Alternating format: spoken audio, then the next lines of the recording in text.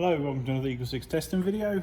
Today we're going to be testing this customer's L96 TM L96 build, which is a really nice gun, underrated gun.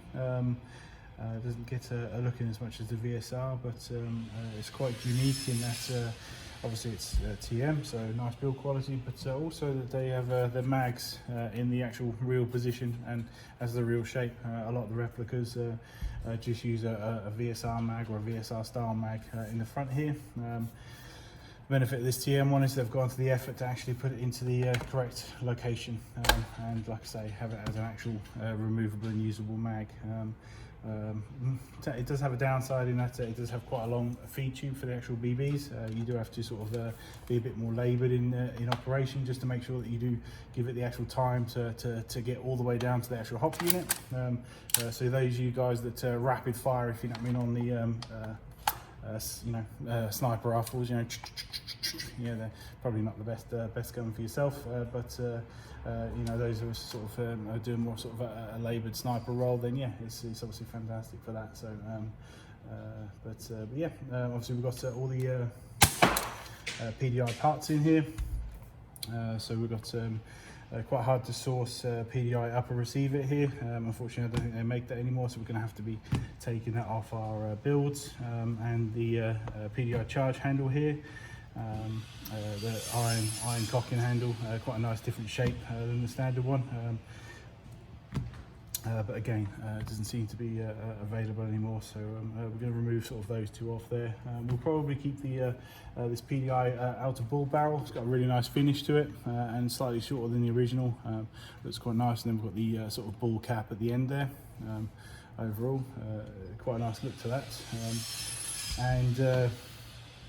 Internally, we've obviously got the PDI precision cylinder here, cylinder head, the vacuum piston, but we've closed off the vacuum portion, and then we've got the spring guide, the PDI zero trigger set with the 90-degree sear. Obviously you've got to remember with 90-degree sears, they are stronger, but you do have to pull them all the way to the back in order for them to actually click into place, i.e. the 90-degree. So they can be a little bit more sort of stiffer in your action, and you have to be a bit more positive in how you use this. Like I say, especially on a spring as strong as the 450, the springs that get you 500 FPS, they're not a rapid fire thing, so they're certainly not as easy to use as the stock 300 FPS guns, but obviously you try and upgrade things like the cylinders and stuff to try and get that action as smooth as possible, so that it does make it a little bit easier, to try and cock that huge spring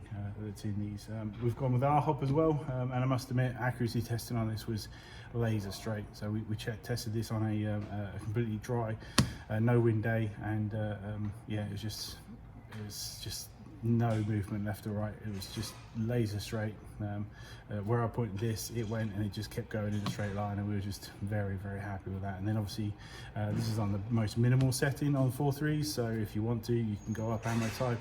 You can overhop those 4.3s out to a crazy distance if you want to, but like I say, we were very happy with the distance it was going on our current setup, and with regards to our FPS testing, it's around about 470 on 2s. So obviously there's no spring above this one, so but then again, we're only 30 short of the 500 mark, so maximum, so it's not too bad. And you can certainly hear it hitting the wood down there, so it's definitely hitting with some wallop. So I don't think we need to eke out every tiny little bit on this particular one. Yeah, it certainly travels there quickly. Like I say, people are going to be calling their hits and laser straight, which is kind of like what you want on a build like this, isn't it? So yeah, our PDI 601 500mm barrel, and we've done the barrel spacers in here as well. We just use the G-spec ones, so there's no specific one for our L96, but the G-spec ones fit, so we'd recommend those to anyone doing this sort of similar thing. And yeah, other than that, it's yeah, a great gun. So like I say, it can be a little bit finicky sometimes in terms of loading. You just have to be a bit careful. It's easy to get carried away with these, but it doesn't like that. The escalator part, it can be problematic sometimes on these. We've fit the ball gear metal loading fin, because people can potentially double feed or jam home, you know, too fast or too hard on a double feed, you know, they can actually snap those fins. So we replaced it with a metal one. So we weren't expecting like better loading or anything like that from fitting an aftermarket one. It's simply stronger, you know, and obviously, you know, sometimes TM parts can be quite hard to source. So it's obviously a new escalator, new loading fin, they're going to be quite hard to source. So obviously replacing that with an aftermarket loading fin hopefully should reduce a failure point there for you long term. You know, should you accidentally double feed or like I say, slam it too hard home on and just catch it wrong or something like that. But like I say, we're gonna demonstrate now and just make sure it's all working. And as long as we get through the full mag, you know, like I said, we've already done some range testing on it. Then we're going to be confident enough to let it go out to you. So.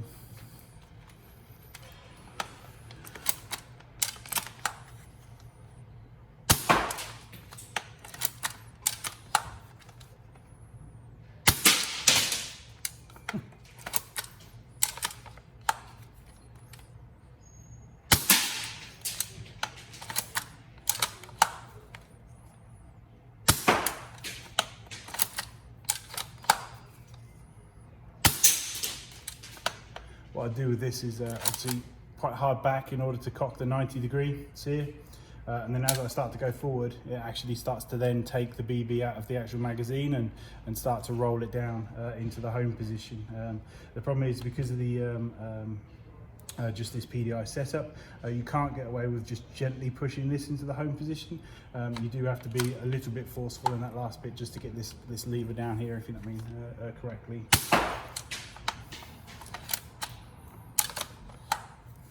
Overall, I would just describe it as practice or a knack.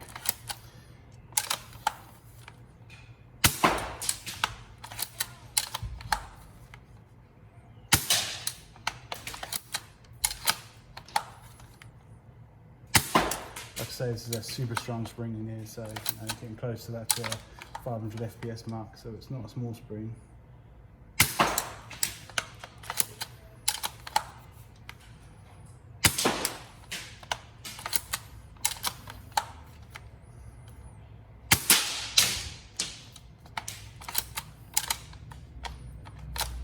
So if you find that it does actually catch, it's best to just come backwards, let it sort itself out, and then let it roll forward and then push forward.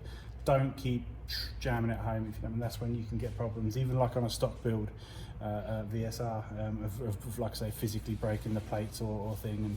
And like I say, that's just a practice thing with these particular guns. Bit of a knack.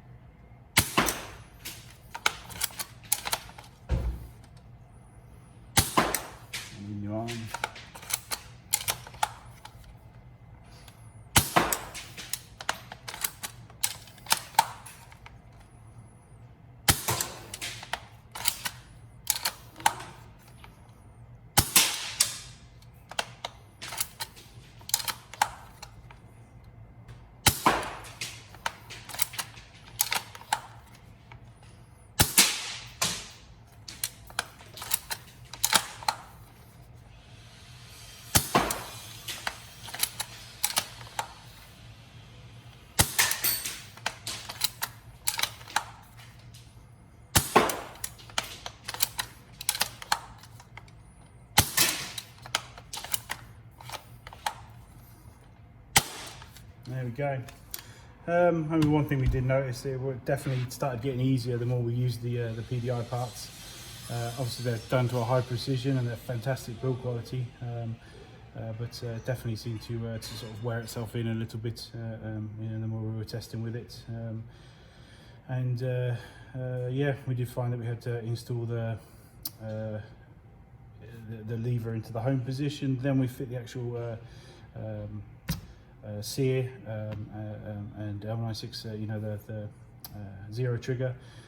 If we did it in any other orientation, we found that we can get this actually into the home position. So you know, a little bit finicky there on the parts, but yeah, we think we've sort of dialed in and got it to a nice place. You know, that we're happy to let it go, and yeah, I think they're inherently a little bit finicky, these, but like I say, they're the only ones that have actually gone sort of out of the way to do the proper mags in the proper position, and overall the quality is fantastic. One little trick on these is if you want to split these stocks, what you can do is actually paste on the inside like a clear silicone grease, and that'll take out a lot of creaking.